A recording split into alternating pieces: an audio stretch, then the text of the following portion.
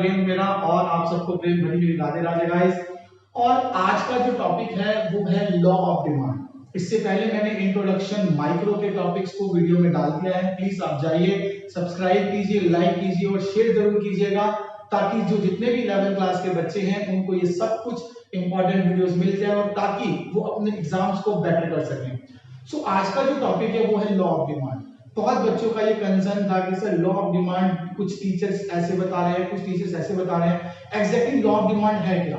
तो law of demand को समझने से पहले मैंने एक टॉपिक लिखा है, that is definition of demand. Demand क्या है भाई? डिमांड का मतलब होता है कि जब एक कंज्यूमर जो होता है, अच्छा कस्टमर और कंज्यूमर क्या, what is the difference? Consumer कौन होता है? जो गुड्स को कंज्यूम कर रहा है वो है कंज्यूमर। कस्टमर कौन है? जो परचेज कर रहा है। याद रखना कि सभी जो कस्टमर होते हैं वो कंज्यूमर नहीं होते। क्यों? क्योंकि अगर मान लो कि किसी पर्सन ने वो चीज खरीदी, परचेज करी, लेकिन उसे कंज्यूम नहीं करा तो वो कंज्यूमर नहीं है। पहले तो हमें ये क्लियर होना चाहिए। सेकंड थिंग हमारे पास आती है कि जब एक कंज्यूमर जो है वो किसी भी गुड्स को खरीदने के लिए बिल्कुल रेडी हो, एक पर्टिकुलर प्राइस पे और पर्टिकुलर टाइम पे। जैसे डिमांड के कंसेप्ट को समझने के लिए 3 शर्तें बहुत जरूरी होती है। आइए वो शर्तें क्या है? पहली शर्त है कि प्राइस।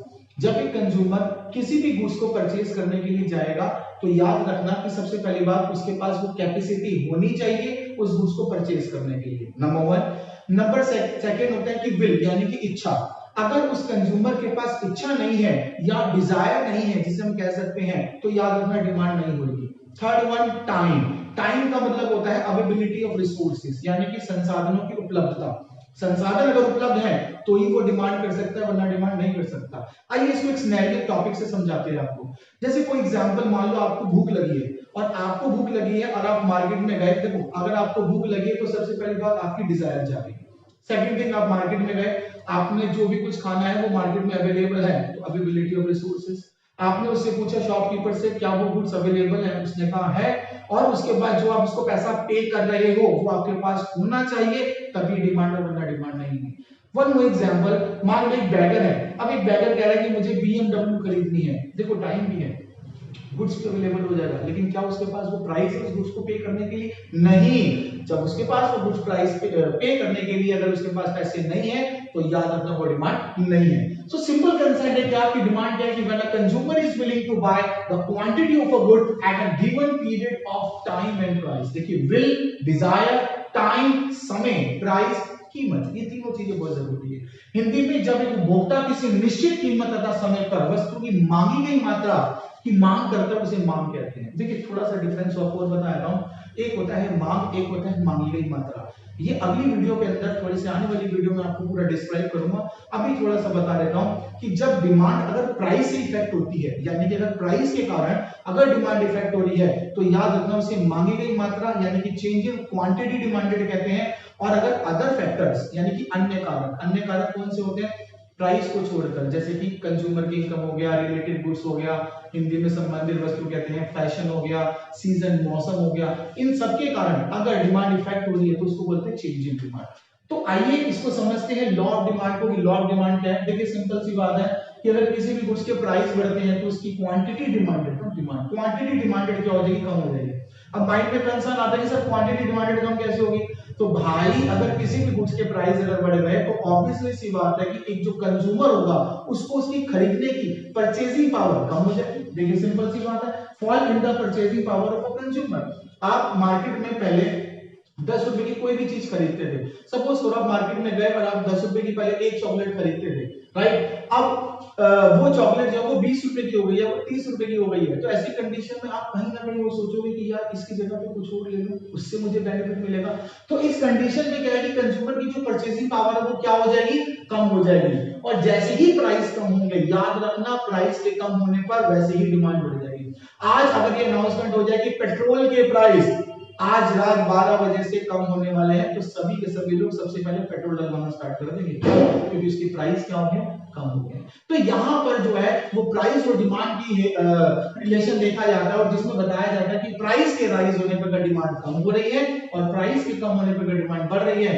तो याद रखना इसको बोलते हैं indirect relation, inverse relation. Hindi में अप्रत्यक्ष और नकारात्मक भी कह सकते हैं इसको, और ऋणात्मक भी कह सकते हैं। इस संबंध है इसको हम देख सकते हैं टेबल के थ्रू आउट। आप देखिए टेबल में प्राइस है 246 डिमांड यानी कि क्वांटिटी डिमांडेड देखिए 30 20 10, प्राइस राइज हो रहे हैं, डिमांड क्या हो रही है, फॉल हो रही है। और आपको मैं अभी बता दूं कि याद रखना डिमांड कर्व, अगर एमसीक्यू में भी पूछ ले आपसे कि डिमांड कर्व डाउनवर्ड स्लोपिंग क्यों होता है, तो जब कभी भी प्राइस और डिमांड में इनडायरेक्ट रिलेशन होता है तो याद रखना डिमांड कर्व डाउनवर्ड स्लोपिंग होता है। अगर डायरेक्ट होगा किसी भी चीज में तो अपवर्ड स्लोपिंग होगा यानी कि ऊपर की ओर होगा, और अगर डाउनवर्ड स्लोपिंग होगा तो क्यों होगा, क्योंकि इनडायरेक्ट रिलेशन होगा। अब आप देख सकते हैं इसमें सिंपल सी बात है कि ये ना प्राइस, ये दी क्वांटिटी। अब देखो जैसे ही प्राइस राइज हुए तो डिमांड क्या हो गई, कम हो गई, और प्राइस कम हुए तो डिमांड क्या हो गई, राइज हो गई। रीजन बता दिया, बेकार की चीजों पे मत जाना, प्राइस बढ़ता है डिमांड कम होती है, भाई उसके पीछे भी उसका कोई लॉजिक तो होगा, बिना लॉजिक के कोई कंसेप्ट नहीं बना, ये बात याद रखना। कई किस कहते हैं कि ऐसे कंसेप्ट बन गया, नहीं, there is logic behind it. देखिए सिंपल सी बात है। अच्छा इसमें लिखा हुआ है अदर फैक्टर्स बीइंग इक्वल, ये अदर फैक्टर्स क्या है भाई, मैंने अभी आपको बताया अदर फैक्टर्स कौन से होते हैं, जो प्राइस से बिल्कुल अलग होते हैं, तो आप इसको भी इग्नोर मारो। जैसे मैंने आपको बता दिया, वैसे भी कंज्यूमर की इनकम हो गई, रिलेटेड गुड्स हो गया, मौसम हो गया यानी कि सीजन हो गया, एक्सपेक्टेशन इन फ्यूचर हो गया, ये सारे फैक्टर्स होते हैं, ये अदर फैक्टर्स होते हैं।